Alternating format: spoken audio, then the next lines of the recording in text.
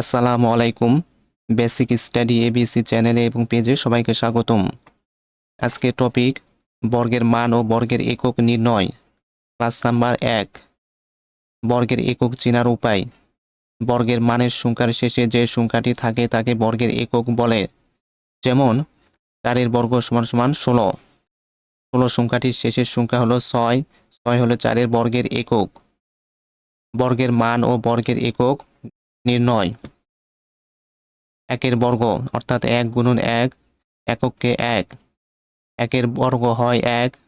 1 বর্গের একক হয় 1। 2 বর্গ অর্থাৎ 2 গুণন 2 সমান সমান 2 দুগুণে 4।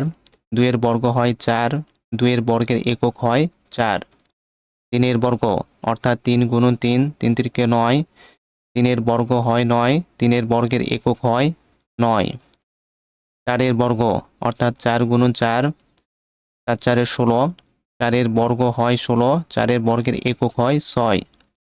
5 বর্গ অর্থাৎ 5 গুণন 5 সমান সমান 5 5 25। 5 বর্গ হয় 25। 5 বর্গের একক হয় 5। 6 বর্গ অর্থাৎ 6 গুণন 6। 6 6 36। 6 বর্গ হয় 36। 6 বর্গের একক হয় 6। 7 বর্গ অর্থাৎ 7 গুণন 7। 7 7 49।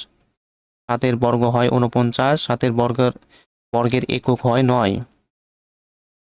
8 বর্গ অর্থাৎ 8 গুণন 8। 8 8 64। 8 বর্গ হয় 64। 8 বর্গের একক হয় 4। 9 বর্গ অর্থাৎ 9 গুণন 9। 9 9 81। 9 বর্গ হয় 81। 9 বর্গের একক হয় 1। 10 বর্গ অর্থাৎ 10 গুণন 10। 10 সাথে 10 গুণ করলে হয় 100। 10 বর্গ হয় 100। 10 বর্গের একক হয় 0।